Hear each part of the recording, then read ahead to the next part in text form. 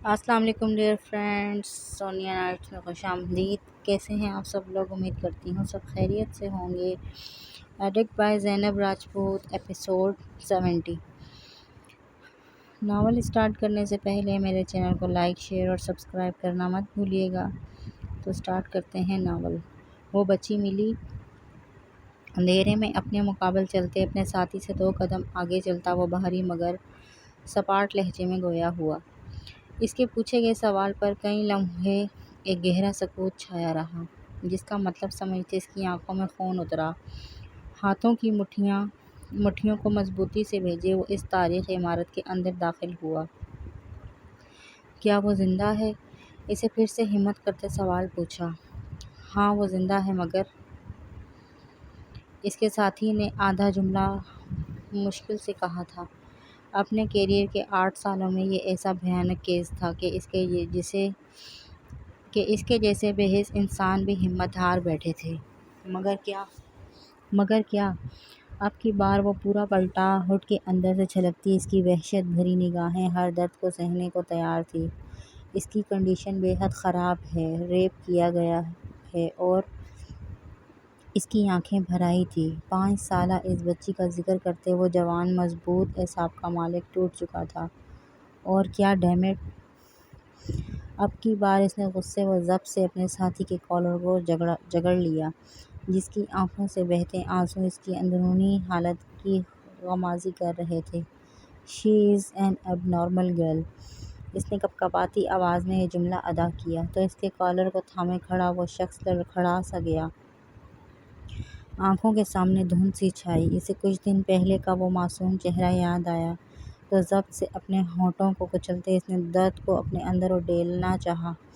اس چھوٹی سی عمر میں بھی وہ جان چکی ہے کہ اب وہ گندی ہو چکی ہے، اسے مار دینا چاہیے۔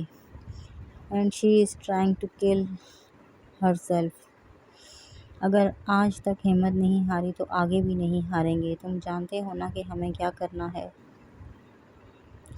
اس نے اپنا بھاری ہاتھ اپنے ساتھی کے کندھوں پر رکھا اور مضبوط لہجے میں پوچھا، جس پر اس نے سر کو ہاں میں ہلایا۔ اور ایک بات، یہ راز کسی کو پتہ نہیں چلنا چاہیے، تم سمجھ گئے؟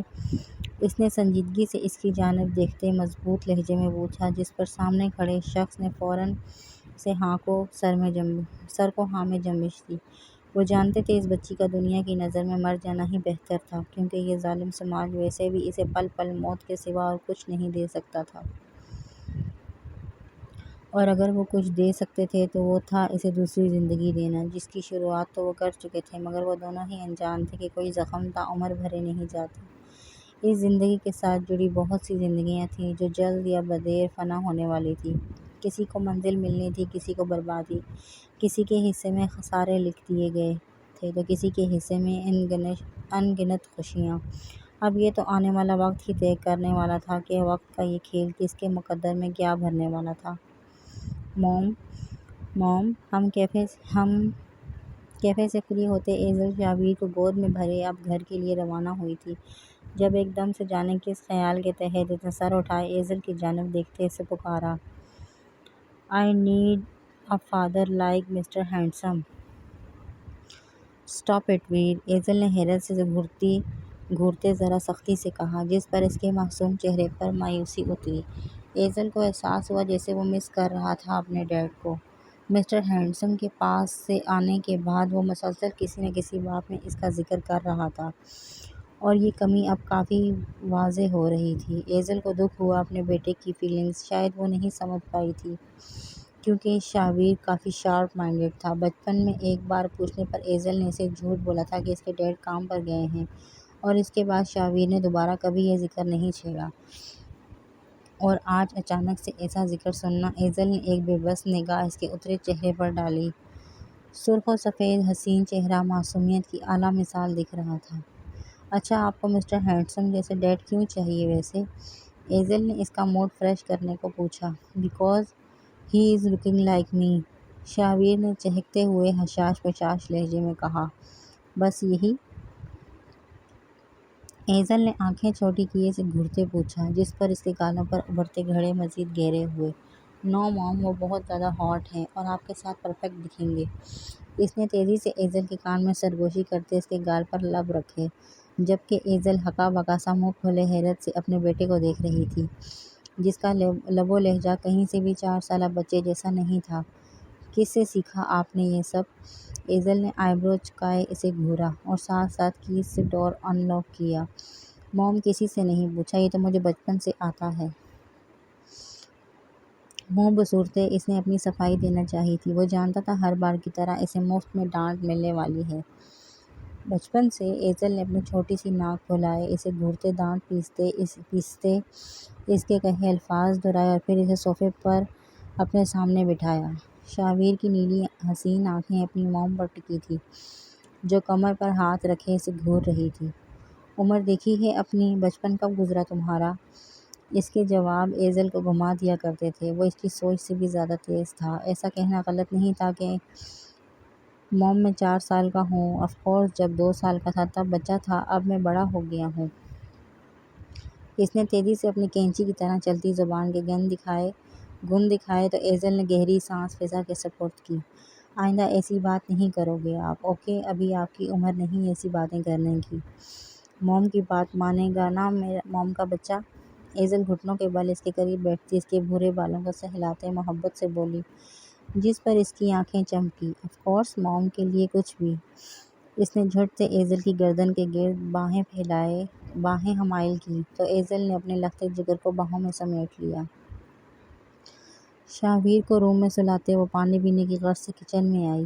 ابھی اس نے پانی کا گلاس انڈیلا کہ اسے اپنے پیچھے کچھ محسوس ہوا۔ وہ ایک دم سے مڑی تو سوائے اندھیرے کے چاروں اطراف کچھ بھی نہیں تھا۔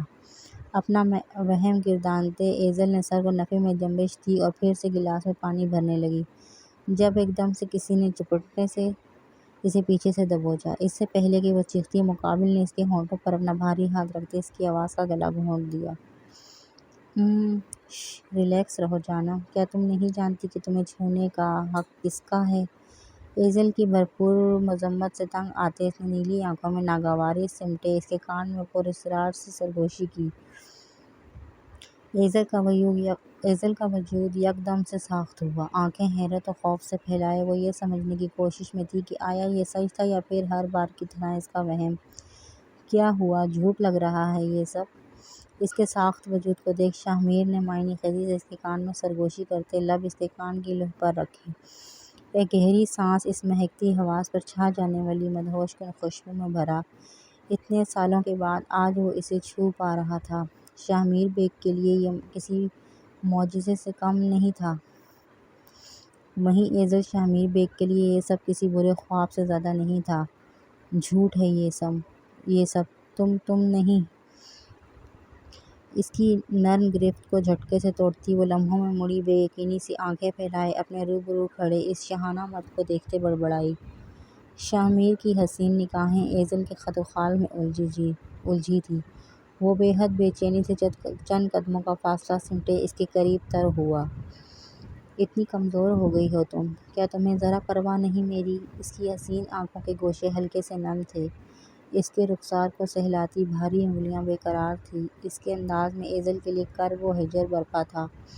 ایزل ٹھٹکی، ایسا کرب وہ چونکی، مجبوراً سر اٹھائے اس شخص کو دیکھا جس کی آنکھوں میں ہجر کی داستان ازتیوں کے ساتھ ایسی رقم تھی کہ وہ بے بس ہوتے فوراً سے نگاہیں چرا گئی۔ چلے جاؤ یہاں سے، مجھے شکل بھی نہیں دیکھنی تمہاری۔ اپنی آنکھوں کو بے دردی سے رگڑتی وہ بے حسی سے گویا ہوئی۔ اور تمہیں کیوں لگتا ہے کہ تمہارے کہنے پر میں چلا جاؤں گا اتنی آسانی سے؟ شاہمیر نے جھٹکے سے اس کا رخ اپنی جانب کرتے دانت پر دانت جمائے کہا، بڑی جلدی یاد آئی میری، لگتا ہے پھر سے دل بہلانا چاہ رہے ہوگے مسٹر شاہمیر رضا بیگ، مگر افسوس اب کی بار یہ ایزل کمزور نہیں جو تمہارے کسی بھی جھانسے میں آ جائے گی۔ واقف ہو چکی ہوں میں تمہاری اصلیت سے، تمہارے دوغلے پن سے۔ تم ایک نمبر کے زان، صرف اتنا بولو ایزل شاہمیر بیگ جتنا بعد میں سہ پاؤ۔ فضول سوچنے کی عادت نہیں گئی تمہاری؟ اس کی بالوں کی جڑوں کو مضبوطی سے دبوچے وہ دھاڑا تھا۔ ایزل کی آنکھوں میں ایک دم سے نمی تیرنے لگی۔ اس نے ایک شکوہ کناہ نظر اس ستمگر پر ڈالی۔ مجھے درد ہو رہا ہے شاہمیر، ایزل نے تب سے آنکھیں مینچتے بے بس سے لہجے میں کہا۔ اگلے ہی لمحے شامیر بیگ کی گرفت اس کے بالوں پر ڈھیلی ہوئی۔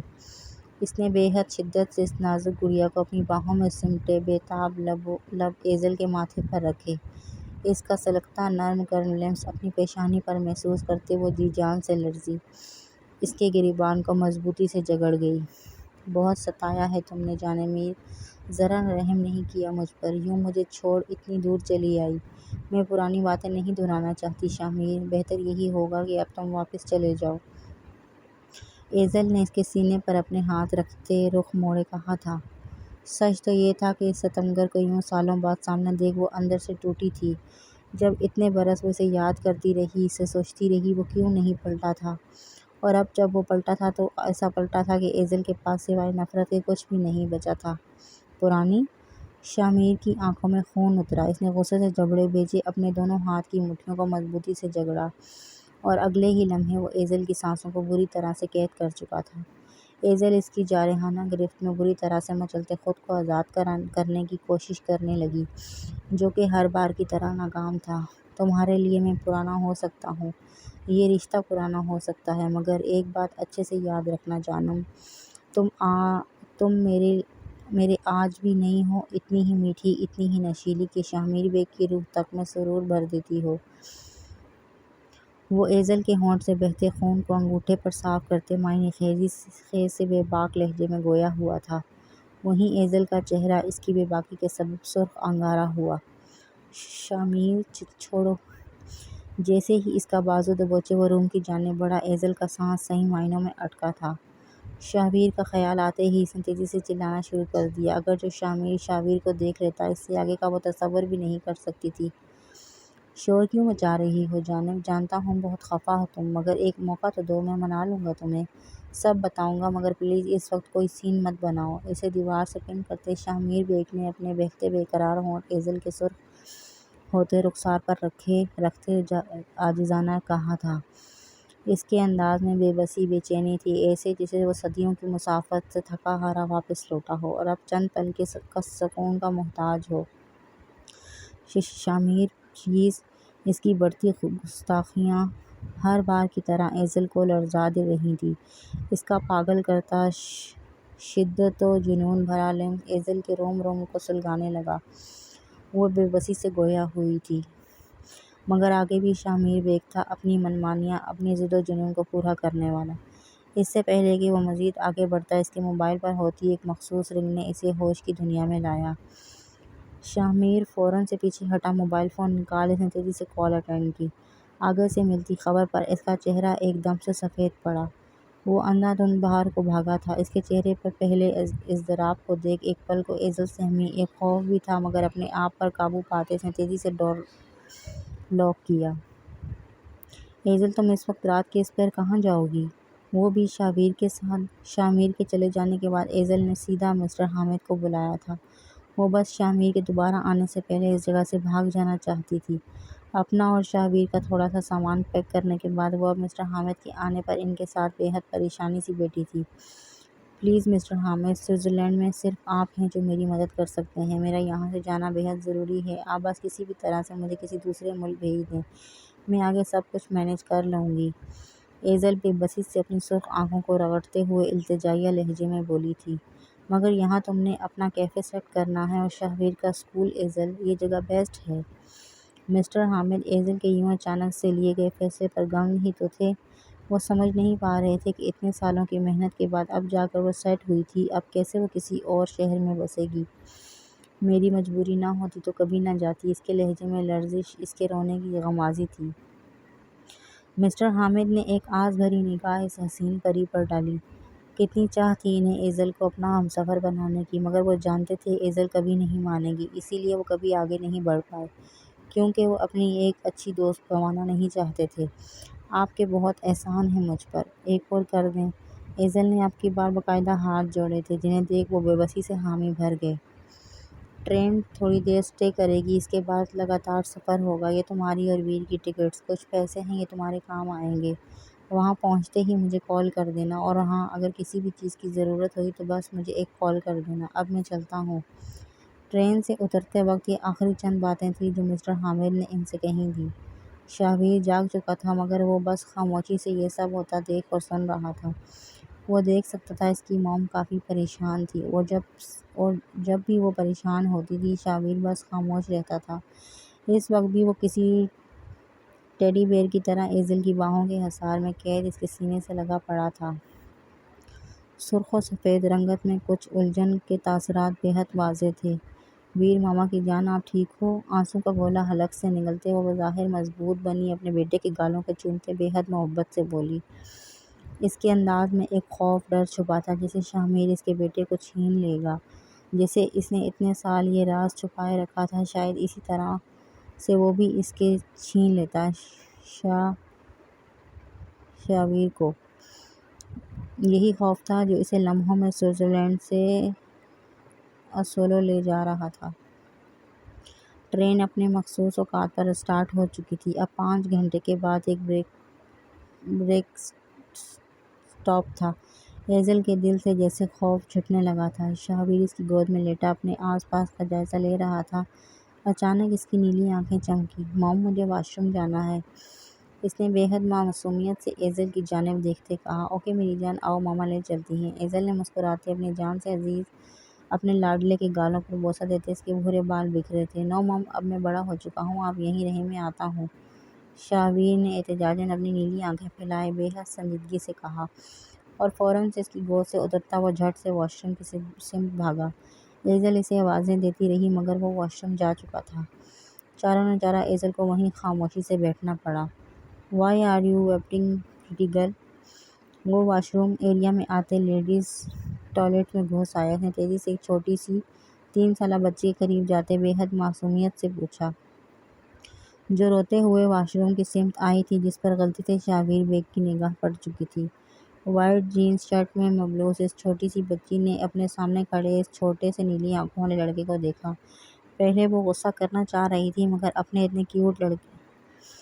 پھر اتنے کیوٹ لڑکے کو دیکھ اس نے رونے کی مقدار بڑھا دی۔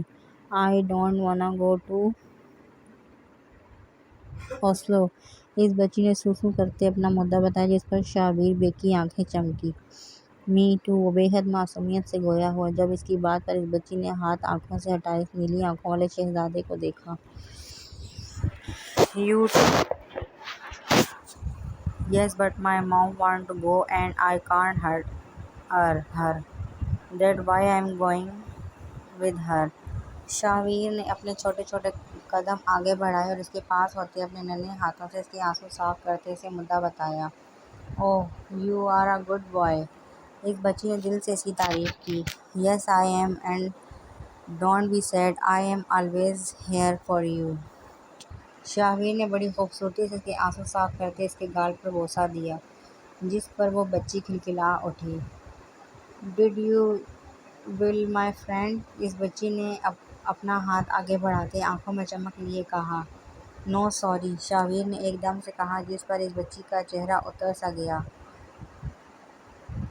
M always make girlfriend, can you be? اپنے لبوں پر خوبصورت مسکراہٹ سجائے شریر نگاہوں سے اس سے سوال پوچھا۔ وہ بچی کھلکھلا اٹھی۔ یس وائی ناٹ، اس نے مسکراتے کہا اور اگلے ہی پل اپنے ہونٹ شاہویر بیگ کے قاتل گھڑے پر رکھے۔ ٹرین کیوں رکی؟ ابھی آدھے گھنٹے کا سفر طے ہوا تھا جب ٹرین ایک جھٹکے سے رکی۔ ایزل کا دل ایک دم سے خوفزدہ ہوا۔ وہ خوفزدہ سے لہجے میں بڑبڑائی، شاہویر۔ ایزل نے فوراً سے آگے پیچھے ہوتی کھسر پسر سے تنگ آتے شاہویر کو پکارا جب ایک دم سے ٹرین میں خوف و ہراس پھیلا۔ Don't be move, take your seat everyone, hands up. Rangers کی بھاری ٹفلی میں تیز لہجے میں لوگوں کو حکم دیتا حمزہ تیزی سے ایزل کی طرف بڑھا تھا۔ ایزل ایک دم سے خوفزدہ سی ساکھ رہ گئی۔ اس کا وجود حمزہ کے پیچھے سے آتے شاہمیر رضا بیگ کو دیکھ سرد پڑ گیا، جیسے اس کے جسم سے جان نکل گئی ہو۔ حسین چہرے لٹھے کی مانند زرد پڑا تھا جب وہ سفید سوٹ میں ملبوس سوگوار سا شہزادہ اپنے نم مگر جنون سے بھری نگاہوں سے اس کے وجود کو تکتا اس کے بے حد قریب آیا تھا۔ ٹرین میں ہر طرف سناٹا چھا چکا تھا۔ شاہمیر بیگ کی دہشت کے سبب ایزل جاوید اختر اپنا سانس تک روک چکی تھی جب بڑے ہی جارحانہ انداز میں شاہمیر بیگ نے اس کا نازک بازو دبوچا۔ ایزل کے منہ سے بے اختیار ایک چیخ نکلی تھی۔ کہا تھا نا کہ بھاگنے کا سوچنا بھی مت، پھر بھی وہی غلطی۔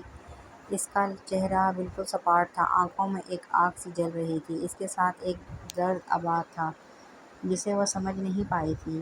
ہاتھ چھوڑو میرا، مجھے درد ہو رہا ہے، ایزل نے بمشکل سے اپنا اٹکا ہوا سانس بحال کرتے رندے سے لہجے میں کہا تھا۔ مگر یہاں پرواہ کیسے تھی؟ مجھے بھی ہوا تھا درد جب تم 5 سال پہلے مجھے چھوڑ کر چلی گئی تھی۔ ان 5 سالوں میں ہر درد سے گزرا ہوں میں، تم تھوڑا سا درد نہیں برداشت کر پا رہی؟ اس کے لہجے میں طنز تھا۔ ایزل سمجھ نہ پائی کہ وہ کیوں طنز کر رہا ہے اس پر۔ کیا جو کچھ وہ اپنی آنکھوں سے دیکھ آئی تھی اس کے بعد بھی وہ اس کا یقین کرتی؟ چھوڑو میری موم کو، یو بیڈ انکل۔ بے حد اچانک سے شامیر بیگ جو آوازیں سنتا واش روم سے نکلا تھا، اب کسی شخص کو اپنی موم کا ہاتھ پکڑا دیکھ، اوپر سے ایزل کو روتا دیکھ، وہ غصے سے پاگل ہوتا اس شخص کے پاس پہنچا، اس کی پشت پر مکے جھڑنے لگا۔ شامیر بیگ کسی بچے کی آواز، اپنی پشت پر کسی کے نرم ہاتھوں کا لمس، فقط موم۔ اس کے ماتھے پر ایک ساتھ امڑتے ہزاروں بل ایزل کا لٹھے کی مانند سفید چہرہ دیکھ سمٹے تھے۔ ایزل کے بازو پر سے اس کی گریپ ڈھیلی ہوئی تھی، ایزل نے خوف سے مسلسل سر کو نفی میں ہلا رہی تھی۔ مگر شامیر بیگ دھڑکتے دل سے اپنی بے قابو ہوتی دھڑکنوں کو قابو کرتا جب مڑا تو اس کی آنکھوں سے ایک دم سے جانے کتنے ہی آنسو بہے تھے، جسم بالکل صاف سا ہو گیا۔ اس کے حسین لب کپ کپانے لگے، وہ بے حس و حرکت کھڑا اس بچے کی مار کھا رہا تھا جو اسے مار نہیں پیار لگ رہا تھا۔ وہ جوان مرد گھٹنوں کے بل نیچے گرا۔ مسٹر ہینڈسم، آپ گندے ہو، آپ نے میری موم کو ہرٹ کیا۔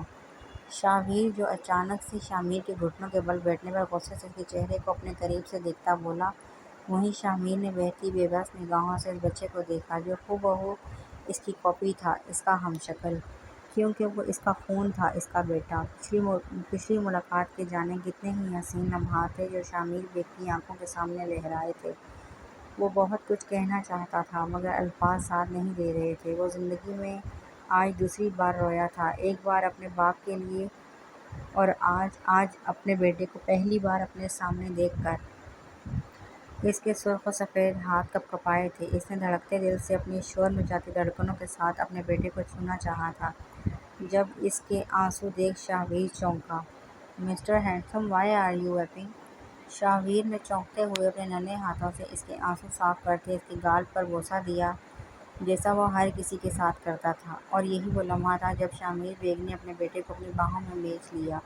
وہ بے آواز روتا رہا، اس کا رونا دیکھ ٹرین میں موجود ہر شخص کی آنکھ اشک بار ہوئی تھی۔ وہ مسلسل ایک ہی جملہ دہرا رہا تھا، میرا بچہ، میرا بیٹا، میری جان، میرا اپنا بیٹا، میرا خون۔ حمزہ نے شرمندگی سے اپنی آنکھوں کو صاف کیا، وہ جانتا تھا اسے بہت غلط کیا تھا شامیر سے شاویر کا راز چھپا کر، مگر اگر وہ اسے بتا دیتا تو آج وہ رباب اور اس کی گینگ کو ختم نہ کر پاتے۔ وہ جانتا تھا شاید اب اس کا شامیر سے بچ پانا ممکن نہیں تھا، مگر اب اسے کوئی پرواہ نہیں تھی، اب سب کچھ ٹھیک ہو چکا تھا، اب وہ خوشی خوشی اس کے ہاتھوں سے مر بھی سکتا تھا۔ چھوڑو شامیر، یہ میرا بیٹا ہے، تمہارا کچھ بھی نہیں لگتا۔ ایزل جو ڈر سے کانپتی یہ منظر دیکھ رہی تھی، شاویر کی چھن جانے کے خوف سے وہ آگے بڑھی، شاویر کو اسے جھپٹنے سے تیزی سے اپنی باہوں میں سمیٹ لیا، ایسے جیسے وہ اسے کسی کو نہیں دو گی، یہ میرا بچہ ہے، تم اسے نہیں چھین سکتے۔ وہ روتے ہوئے مسلسل یہی الفاظ دہرا رہی تھی، اس کے چہرے پر چھایا خوف شامیر بیگ بھانپ چکا تھا۔ اس نے تیزی سے اپنی آنکھیں رگڑی اور پھر اپنے بھاری قدم اٹھائے وہ ایزل کی جانب بڑھنے لگا جو مسلسل وہی الفاظ دہراتی پیچھے ہوتی جا رہی تھی۔ مسافرین سانس روکے اس منظر کو دیکھ رہے تھے۔ شامیر ایک دم سے اس کے قریب ہوا، ایک ہاتھ سے شاویر کو اسے چپٹتے اپنے پیچھے کھڑے گارڈز کو تھمایا۔ جب شاویر کو خود سے دور ہوتا دیکھ وہ بن پانی مچھلی کی مانند مچلی۔ شامیر نے اس کے دونوں ہاتھوں کو قابو کرتے اپنے ایک ہاتھ میں دبوچا اور پھر لمحوں میں اسے جھٹکے سے موڑے اس کی پشت کو سینے سے لگایا۔ کیا لگتا ہے تمہیں اس خطا کی سزا دیے بنا چھوڑ دوں گا تمہیں؟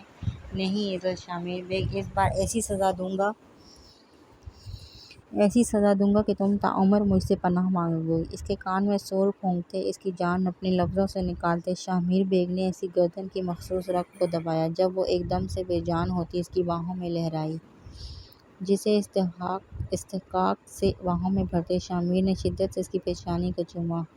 ایک نگاہ خود کو جانچتی نگاہوں سے دیکھتے اپنے شہزادے پر ڈالی۔ آپ سب کو تکلیف ہوئی، جس کے لیے بے حد معذرت۔ اگر آج یہاں نہ آتا تو شاید تا عمر پچھتانا پڑتا۔ Sorry guys and please pray for me. Aizal کو باہوں میں سمیٹتے وہ ایک نگاہ ٹرین میں موجود مسافرین پر ڈالے، مسکراتے ہوئے مخصوص لہجے میں بولا اور آخر میں آنکھ ونک کی، جس پر ٹرین میں ہوٹنگ کے ساتھ ساتھ تالیوں میں اس نوجوان کو سراہا گیا جو آندھی کی طرح آیا تھا اور اب طوفان کی طرح اپنی امانت لیتا وہاں سے غائب ہوا۔ ٹرین میں موجود ہر شخص کی زبان پر شامیر بیگ کا نام تھا۔ اپنے چہرے پر کسی کا نرم گرم لمس محسوس کرتے وہ نیند کی کیفیت میں بری طرح سے مچلی۔ شفاف ماتھے پر بل نمایاں ہوئے، جسے بغور دیکھتا شامیر نے اپنے دہکتے ہونٹ ایزل کی چھوٹی سی ناک پر رکھے آنکھیں موند لیں۔ اس کا بھاری ہاتھ ایزل کی کمر کے گرد لپٹا اسے خود میں بھیجتے ہوئے تھا۔ وہ دیوانہ وار اس کے چہرے کے نقوش کو محبت جنونیت سے چھو رہا تھا۔ اس کے بھاری ہاتھوں کی مضبوطی گرفت کے سبب ایزل کا سانس روکنے لگا، جس وجہ سے وہ بے چین ہوئی۔ نیند میں خلل کے سبب اسے بھاری ہوتی پلکیں جھپکتے اپنی غزالی آنکھیں کھولی تو شامیر بیگ کی وہی مخصوص جان لیوا خوشبو اس کے حواسوں پر چھائی تھی۔ اس نے آنکھیں پھیلائے سامنے دیکھنا چاہا، مگر شامیر بیگ کا چہرہ اس کے چہرے کے قریب نہیں قریب تر تھا۔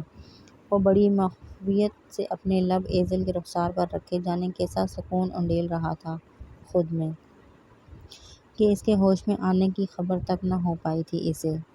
ایزل کا دماغ سیکنڈ کے 20ویں حصے میں بیدار ہوا۔ اس نے دانت پر دانت جمائے، اپنے ہاتھ شامیر کے سینے پر جمائے اور بھرپور کوشش کرتے اسے خود سے الگ کرنا چاہا، جس کا خاصا فرق نہیں پڑا تھا، کیونکہ شامیر بیگ کا ایک ہاتھ اس کی گردن تو دوسرا ایزل کی کمر کے گرد حصار کی صورت لپٹا ہوا تھا۔ مگر ایزل کی مذمت کے سبب اب شامیر اسے ذرا فاصلے پر ہوا تھا۔ ایزل کی سانسوں کی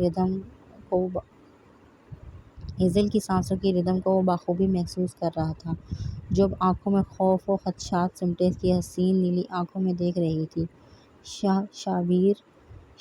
شامیر کی آنکھوں میں کچھ الگ سا تاثر تھا جسے وہ ہر بار کی طرح پڑھ نہ سکی، مگر دل و دماغ کی طنابیں اپنے معصوم بچے پر جا اٹکی۔ شامیر کہاں ہے شامیر؟ ایزل کے سوال پر وہ رعب نہیں ڈر چھپا تھا، ایک انجانا سا ڈر جو چند ہی گھنٹوں میں اس کی سانسوں کے ساتھ ساتھ اس کے دماغ کو متاثر کرنے لگا تھا۔ شامیر میرا بیٹا کہاں ہے؟ ایزل کی کپکپاتی بے چینی میں گھلی آواز پر شامیر بیگ جیسے ہوش میں لوٹا تھا۔ ماتھے پر ایک ساتھ جانے کتنے ہی ناگوار بل نمایاں ہوئے۔ شامیر میرا بھی بیٹا ہے ایزل۔ شامیر بیگ، رضا بیگ۔ ایزل کی گردن کو ایک دم سے پیچھے سے دبوچتا وہ اس کے چہرے پر غصے سے دھاڑا تھا۔ ایزل یکدم سے خوفزدہ سی ہوتے چیخی، جب مقابل خود پر جھکتے اس ظالم کے گرد جھلسا دینے والی دہکتی سانسیں اس نے اپنے چہرے پر محسوس کیں۔ 5 سال گزار لیے تم نے، کیا ایک بار بھی تمہیں خیال نہیں آیا کہ وہ میرا بھی بچہ ہے؟ مجھے بتانا تک گوارا نہیں کیا تم نے؟ اس کا لہجہ لمحوں میں شکوہ کنا ہوا تھا۔ اسے لگا جیسے وہ اپنا کرب، اپنا ہجر اس پر عیاں کرے گا تو اس بے حس ظالم لڑکی کو اس پر رحم آ جائے گا۔ کیا بتاتی تمہیں میں کہ دیکھو شامیر بیگ، تمہارا خون مجھ میں پرورش پا رہا ہے۔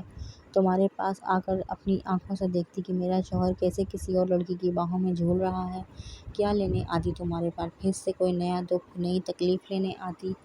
نم نگاہوں سے اپنی گردن کے گرد لپٹے ستمگر کے ہاتھ کو ہٹانے کی کوشش کرتے وہ بھنری شیرنی بنی دھاڑی تھی۔ کیا کچھ نہیں تھا اس کی آنکھوں میں؟ شکوہ، احساس محرومی، نفرت اور کرب۔ جانتے ہو شامیر بیگ، ایک عورت کو کبھی بھی اتنا کمزور نہیں ہونا چاہیے کہ تم جیسے مرد اسے اپنا غلام سمجھ کر دل بہلاتے رہیں۔ ایک بات اپنے دماغ میں اچھے سے بٹھا لو، ایزل جاوید اختر کوئی کمزور یا بے بس لڑکی نہیں جو اپنا دفاع نہ کر سکے۔ تمہارے پاس مجھے دینے کو کچھ نہیں سوائے دوہری اذیتوں کے۔ بہتر ہوگا مجھے اور میرے بچے کو چپ چاپ جانے دو یہاں سے۔ میں اپنے بیٹے کے ساتھ بہت خوش ہوں اپنی زندگی میں، اور اب مجھے کسی کی بھی ضرورت نہیں۔ تمہارا کیا ہے، تمہیں تو ویسے بھی کوئی دوسری ایزل مل جائے گی۔ بہلاتے رہنا اپنا دل، اور خبردار جو آئندہ اس طرح سے میرے قریب آئے تو ایک جھٹکے سے اس کا ہاتھ جھٹکتے وہ بے رحمی سے گویا ہوئی۔ شامیر بالکل سپاٹ چہرے سے اس بے حس لڑکی کو دیکھ رہا تھا جو آج اس کے لیے بالکل ایک الگ انجان لڑکی تھی۔ وہ ایک دم سے بے بسی سے مسکرایا۔ ایزل نہ چاہتے ہوئے بھی ٹھٹکی، نگاہیں اس ستمگر کی جانب اٹھی تو جیسے پلٹنا بھول گئی۔ وہ حسین تھا مگر گزرے وقت نے اس کے حسن کو مزید نکھارا تھا۔ ایک عجب سی رونق تھی اس کے چہرے پر جو اسے ممتاز کرتی تھی۔ مگر کیوں، کس لیے، ایسا کیا خاص تھا اس میں؟ وہ برائیوں میں گھرا شخص اس قدر حسین تھا مگر کیسے؟ جانے کتنے لمحے گزرے تھے وہاں موجود خاموشی میں گہرے سانس بھرتے وہ دونوں نقوش گہری سوچوں میں الجھے ہوئے تھے۔ تمہارا قصور نہیں ہے زندگی، قصور میرا ہے جو تم جیسی بے حس لڑکی پر میں دل ہار بیٹھا۔ شامیر بیگ کی ایک نگاہ کو ترسنے والی لڑکیوں کو چھوڑا، اس نے تم جیسی ظالم لڑکی کو چنا جس نے مجھے ایڈکٹ بنا کر کہیں کا نہ چھوڑا۔ مگر ایک بات یاد رکھنا، وقت بدلا ہے، حالات بدلے ہیں، مگر شامیر بیگ آج بھی اتنا ہی جنونی ہے تمہارے لیے جتنا پہلے دن سے تھا۔ تم سے دور رہنے کا تو سوال بھی سوال نہیں کر سکتا مجھ سے، کیونکہ حلال بیوی ہو تم میری۔ بڑی کر لی موج مستی، ریڈی کر لو خود کو کیونکہ آج کی رات عذاب ہوگی تمہارے لیے۔ ان گزرے 5 سالوں کے ایک ایک لمحے کا سود سمیت حساب نہ لیا تو شامیر بیگ نام نہیں میرا۔ ایزل کے جبڑے کو اپنے ہاتھ میں دبوچے وہ اس قدر جنونیت بھرے انداز میں بولا تھا کہ ایزل کی ریڑھ کی ہڈی میں خوف سے سرسرائیت سی دوڑنے لگی۔ اس نے ایک دم سے شریر سے دل جلانے والی مسکراہٹ پاس کی جسے دیکھ ہر بار کی طرح آج بھی ایزل کو اس سے مزید نفرت ہوئی تھی۔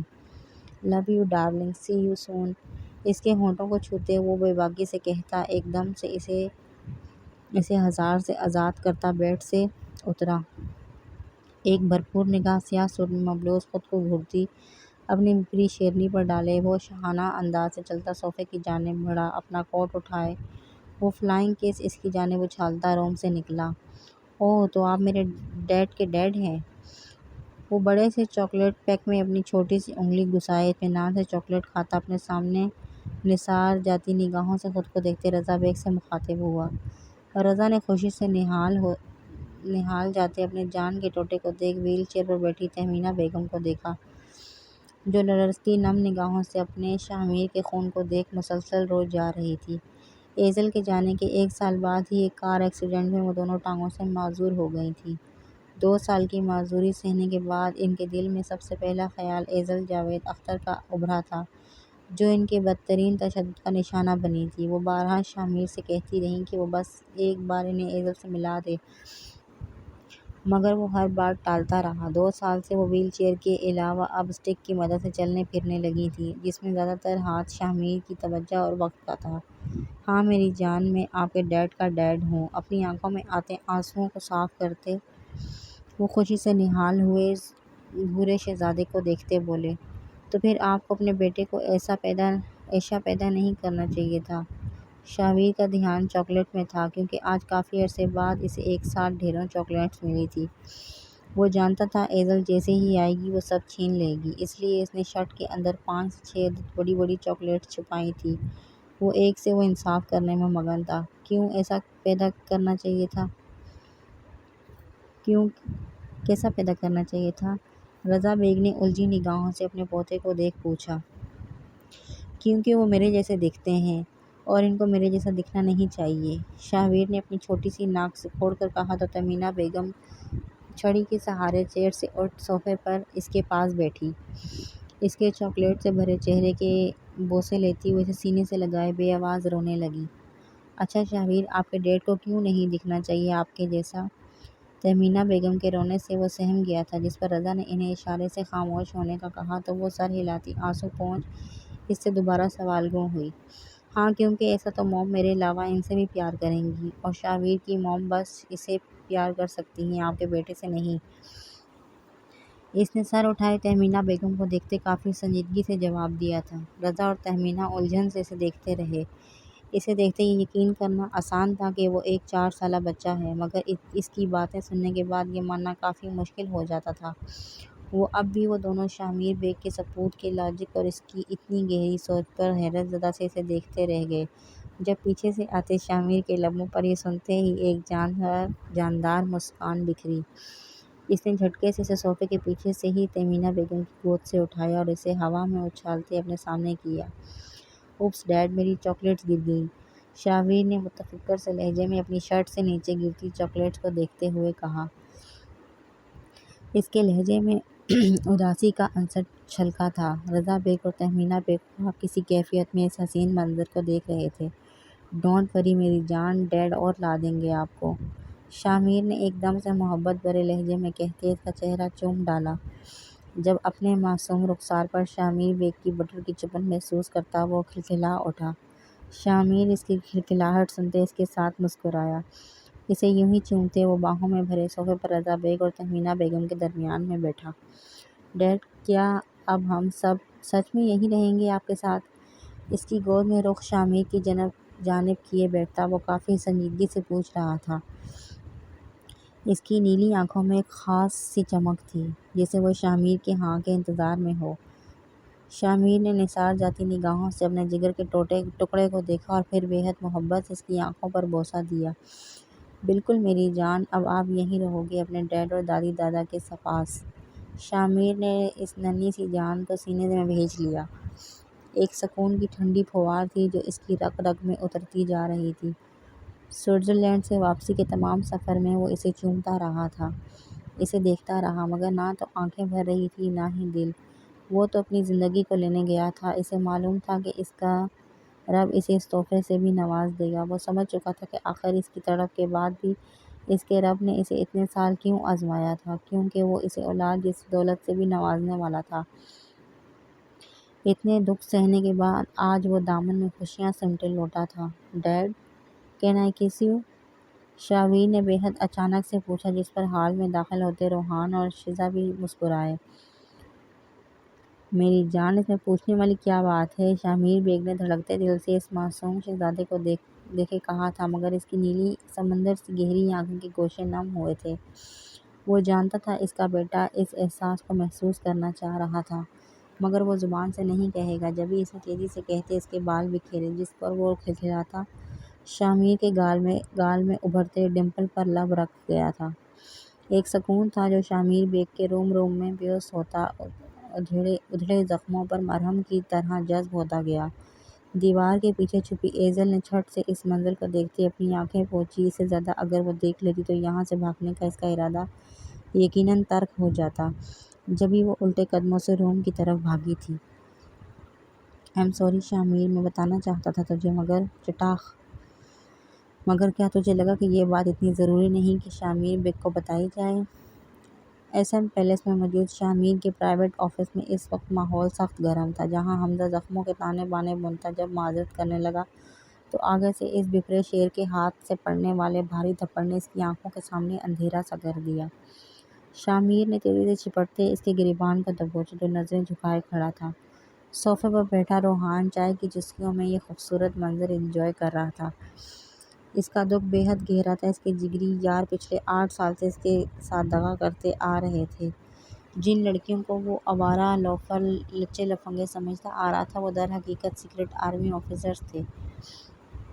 اس بات نے جہاں روحان کو گہرا دکھ پہنچایا تھا، وہیں ایک بات پر غور کرتے اس نے ناراضگی کا ارادہ ترک کیا تھا۔ حمزہ نے پاکستان واپسی پر اسے ساری حقیقت سے آگاہ کیا تھا اور ساتھ ہی یہ بھی بتایا تھا کہ اس نے جان بوجھ کر شامیر کو شاہویر کی پیدائش کے بابت نہیں بتایا، کیونکہ اگر ایک بار وہ سچ جان لیتا تو وہ کیس کو چھوڑ سیدھا ایزل کے پاس بھاگ جاتا، جو کہ ہرگز نہیں کر سکتے تھے۔ ان ساری باتوں پر غور کرنے کے بعد روحان کے دماغ میں جو بات بیٹھی تھی وہ تھی حمزہ اور شامیر کی لڑائی، جسے وہ پہلی بار لائیو انجوائے کرنا چاہتا تھا۔ اسی لیے وہ ناراضگی کو کمر کے پیچھے باندھے پری اور شیزا کے ساتھ وقت پر ایس ایم پیلس پہنچ آیا تھا اور اب وہ بہت مزے سے یہ دلچسپ لڑائی دیکھ رہا تھا۔ دیکھ شامیر، تو بھی جانتا ہے کہ جس وقت ایزل تجھ سے دور گئی حالات کس قدر سنگین تھے۔ اگر تو دوبارہ سے اسے ڈھونڈنے کی کوشش کرتا تو ممکن تھا کہ تجھ سے پہلے ایزل پر نظریں جمائے بیٹھے رباب کے ڈیلرز ایزل کو کڈنیپ کر لیتے، پھر نہ تو تم کچھ کر پاتے نہ ہم۔ شٹ اپ حمزہ، میرے ہوتے ہوئے سے کچھ بھی نہیں ہو سکتا اور نہ ہی میں ہونے دیتا۔ دیکھا میرا بچہ، وہ ہچکچا رہا ہے اپنے ہی گھر کے کسی بھی چیز کو چھونے سے۔ اسے لگتا ہے کہ یہ سب کچھ صرف چند پل کے لیے ہے۔ اگر تم مجھے پہلے ہی شاہویر کے متعلق آگاہ کرتے تھے تو آج میرا بیٹا اس احساسِ کمتری کا شکار نہ ہوتا۔ اس کی آنکھوں میں غصے کی سرخی مزید بڑھتی گئی۔ وہ بے درپیش کے چہرے پر مکے جڑتا اپنا غصہ نکال رہا تھا۔ بس کر دو شامیر، کیا آپ جان لو گے میرے بچے کی؟ دل پر ضبط کیے خاموش تماشائی بنے میجر شاویز ایک دم سے تڑپ اٹھے تھے۔ اپنی آنکھوں کے سامنے حمزہ کی دھلائی انہیں تڑپانے کو کافی تھی۔ آپ سے تو میں بات کر بھی نہیں رہا، تو میجر صاحب چپ چاپ بیٹھ جائیں، ورنہ اس عمر میں اگر کوئی ہڈی ٹوٹ گئی تو لینے کے دینے پڑ جائیں گے۔ اس نے غصے سے اپنی نیلی نگاہیں اٹھائی میجر شاویر کو دیکھ دانت پر دانت جمائے ذرا سخت لہجے میں کہا تھا۔ میجر شاویر نے اس پاگل شخص کو غصے سے گھورتے حمزہ کے گریبان کے گرد لپٹا اس کا ہاتھ کھولا اور پھر تیزی سے اسے سہارا دیے وہ صوفے پر لے جاتے اسے بٹھاتے شامیر کی طرف لپکے۔ بہت ہی کوئی منحوس گھڑی تھی میجر شامیر بیگ، جب میں نے اپنے بیٹے کے کہنے پر تمہیں اس مشن کے لیے سلیکٹ کیا۔ چلیں اب احساس ہو گیا نا آپ کو، مگر افسوس رہے گا کہ آپ کو کہ یہ احساس وقت گزرنے کے بعد ہوا ہے، اور اب سوائے پچھتانے کے کچھ کر بھی نہیں سکتے آپ۔ اپنا بھاری ہاتھ شاویر کے کندھوں پر رکھتے وہ دل جلانے والی مسکراہٹ پاس کرتے پھر سے حمزہ کو گھورنے لگا۔ اسٹاپ اٹ میر، ورنہ اچھا نہیں ہوگا۔ اس سے پہلے کہ وہ پھر سے حمزہ کی درگت کرتا میجر شاویر نے غصے بھرے لہجے میں اسے وارننگ دی، جس پر اس کی نیلی آنکھوں میں چمک ابھری۔ اگر میرے بس میں ہو تو میں اپنے آنے والی نسل کو یہ ہدایت دینا چاہوں گا کہ دنیا میں جس مرضی سے تعلق بناؤ، مگر شامیر بیگ کے خاندان سے کوسوں دور رہنا۔ تم دیکھنا شامیر، یہ آخری غلطی ہے جو میرے بیٹے نے کی تم سے دوستی کر کے کی۔ اب آئندہ تم یا تمہارا خاندان میرے خاندان سے کبھی نہیں جڑ پائے گا۔ میجر شاویر کی پرعزم لہجے میں کہی گئی بات پر حمزہ کی جانب بڑھتا وہ ایک دم سے رکا۔ روحان نے تجسس سے اس سارے منظر کو دیکھ چائے کا کپ میز پر دھرا۔ شامیر بیگ سے میجر شاویر کی خار سے وہ بخوبی واقف تھا، مگر اب ہر بار کی طرح اسے شامیر کی طرف سے کسی کرارے جواب کا انتظار تھا۔ زیادہ دعوے مت کریں میجر، کیا پتہ خدا نے آپ کا مستقبل، میرا مطلب آپ کے خاندان کا مستقبل میرے خاندان کے ساتھ پہلے سے جوڑ رکھا ہو، پھر آپ کو یہ سب ہضم نہیں ہو پائے گا تو بہتر ہے کہ اتنا اڑیں جتنی پرواز ہو، یہ نہ ہو کہ منہ کے بل گریں۔ آنکھ ونک کرتے ہوئے دل جلانے والے انداز میں معنی خیزی سے کہا تھا، جس پر روحان کا امڑتا قہقہا میجر شاویر کو مزید آگ لگا گیا۔ میں دعوے نہیں کر رہا، میں لکھ کے دیتا ہوں یہ بات، میری آنے والی 7 نسلیں بھی تم جیسے دوغلے خران شخص کے پاس نہیں بھٹکیں گی۔ ڈیڈ، شامیر کوئی جواب دیتا کہ اچانک سے شاویر کی آواز پر وہ سبھی چونکے تھے۔ حمزہ نے اپنی آنکھ پر تیزی سے ہاتھ رکھا اور فوراً سے سیدھا ہوتے بیٹھا۔ ویر، میری جان، آپ یہاں کیسے آئے؟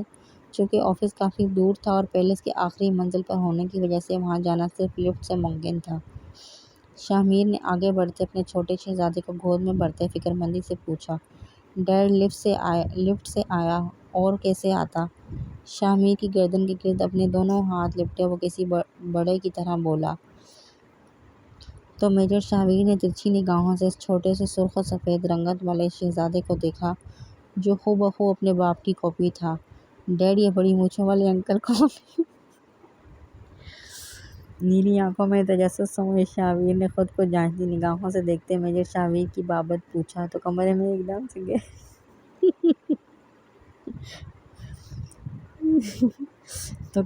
ایک دم سے گہرا سکوت چھا گیا۔ میجر شاویر کا ہاتھ ہلا، ارادہ اپنی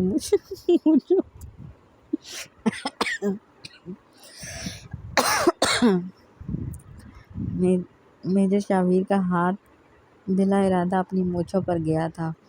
وہ سینہ پھیلائے مونچھوں کو ٹھیک کرتے وہاں سے واک آؤٹ کر گئے۔ جب کمرے کی فضا ایک دم سے شامیر،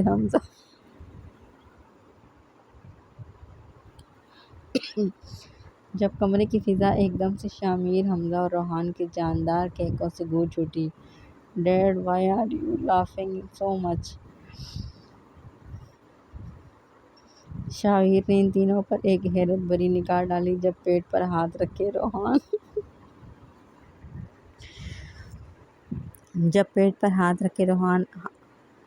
روحان آنکھیں پوچھتا اٹھا اور پھر تیزی سے شاویر کے گالوں پر کچھ چومنے لگا۔ اس کے بعد حمزہ نے بھی اسے ایسے ہی جی بھر کے لاڈ کیا۔ ڈیڈ کے پرنس، وہ بڑی مونچھوں والے آپ کے دادا ہیں اور آپ کے انکل حمزہ کے ڈیڈ۔ شاہویر کے چہرے پر بوسے دیتا شامیر اسے بار بار خود میں بھیج رہا تھا، جبکہ شاہویر تو کچھ ہی گھنٹوں میں اپنے ڈیڈ اور اس کے گھر سے بے حد اٹیچ ہو چکا تھا۔ اس کے چھوٹے سے چہرے پر سے خوشی ایسی چپکی تھی کہ جانے کا نام نہیں لے رہی تھی۔ وہیں اس کے آنے کے بعد ایس ایم پیلس میں خوشیاں ایک بار سے پھر لوٹ آئی تھی۔